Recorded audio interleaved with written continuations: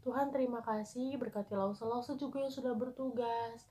Hanya dalam nama Tuhan Yesus Kristus kami sudah berdoa mengucap syukur. Haleluya. Amin.